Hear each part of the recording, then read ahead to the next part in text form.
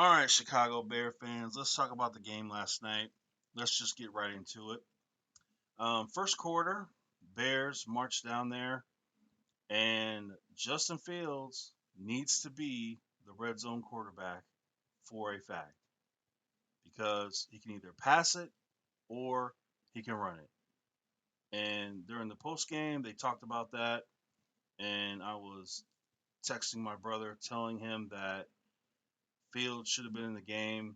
He gives you a better run option. He can also pass the ball. It makes sense. Do it. That's a lost opportunity. And then Andy Dalton throws a terrible pass. It gets tipped. It gets picked in the end zone. You can't have that. So from this moment forth, we get in the red zone. Justin Fields is the quarterback. Period. They need to do that. So running the ball, they were committed. David Montgomery ran hard, almost 7 yards a carry, over 100 yards against that number one ranked defense from last year. And even Andy Dalton had a couple good runs. But if Andy Dalton got that many yards, what would have Justin Fields got? That's the big thing. So offensively, stay committed to running the ball. Have Justin Fields be the red zone quarterback until he becomes the official starter. I honestly feel like you do those two things on offense. Justin Fields, the red zone quarterback, continue to run the ball, and the offensive line.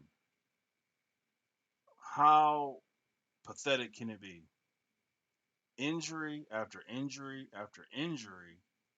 The offensive line needs to get healthy and they need to play good. Do that, the Bears offense should be okay. Now let's get to that defense. Let's just start with this. Eddie Jackson sucks.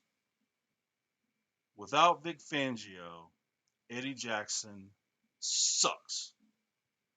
If you wanted to understand what coaching can do, look no further than the Chicago Bears defense without Vic Fangio. If you wanted to see what coaching does to a player, to a team, you're seeing it. You have seen it. Eddie Jackson needs to be cut. After this year, you got to get a new safety. He sucks. Let's be honest.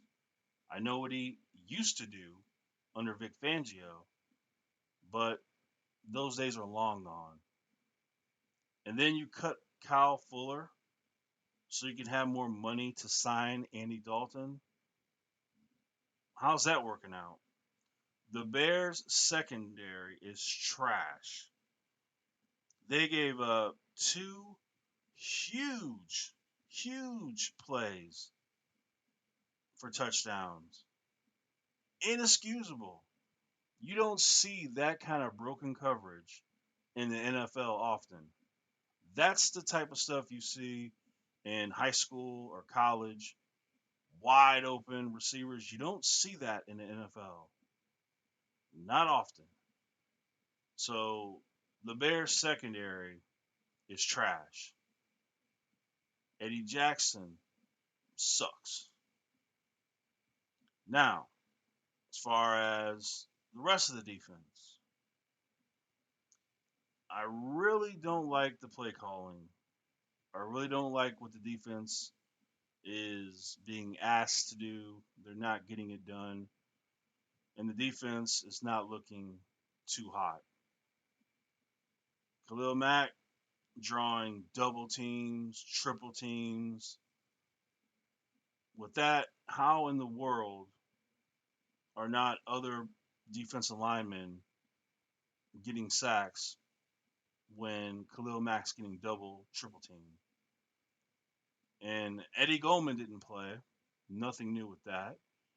So hopefully Eddie Goldman can get healthy. Eddie Goldman can play because you have Khalil Mack, Eddie Goldman, and Akeem Hicks.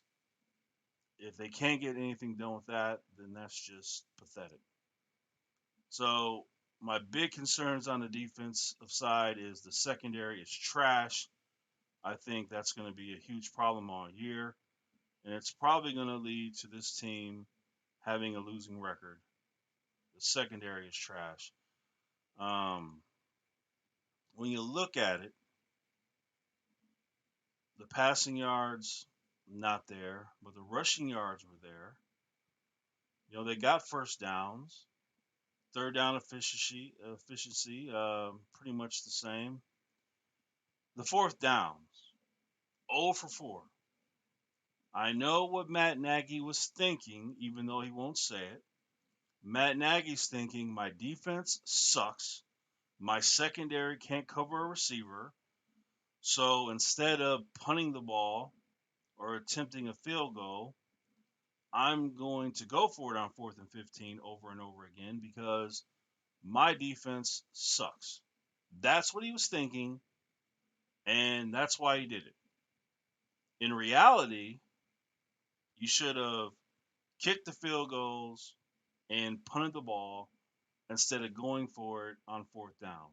And if you insist on going for it on fourth down, have Justin Fields in the game for a run pass option if you must insist on going it for fourth down. We look at the sacks allowed. The Bears allow 3, but a lot of injuries to the offensive line, so that's not too bad. Not too bad. Penalties only 3, one lost fumble, one interception, and 2 turnovers to 0. I mean, we know in the NFL that makes a big deal. And then time of possession, the Bears had it for 35 minutes, 14 seconds. So there were some good things to the game.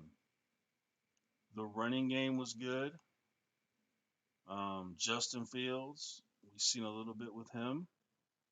So the offense, it can be decent at worst. It could be good if Justin Fields is the quarterback in the red zone.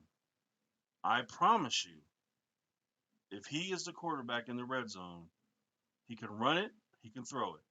I guarantee you the Bears will score a lot more touchdowns if they do that until he becomes a full time starter. So it's the first game of the year. It's on the road against the Rams.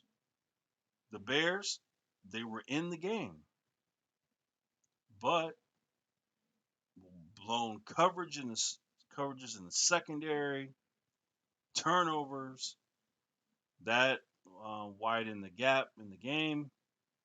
But you look at the first half, 7-13 in the first half, and that's with a terrible pass intercepted in the end zone. So it could have been even closer. But then the second half comes, and that's where it all just falls apart. Another turnover, blown coverages, players just giving up on the game, and then it ends up being 34-14. So we'll see what happens next week. The season's not over yet, so we'll see. But as I've already said multiple times, Justin Fields in the red zone is the key. Continue to run the ball, and you should be good enough. Secondary's trash. There's nothing they can do about that. Maybe they can scheme something up, but it's just trash. And so yeah, we'll see what happens next week though. But starting off with a loss, it's no surprise, no shock. It does suck, um, but we'll see how this all goes. So bear down, Bear fans.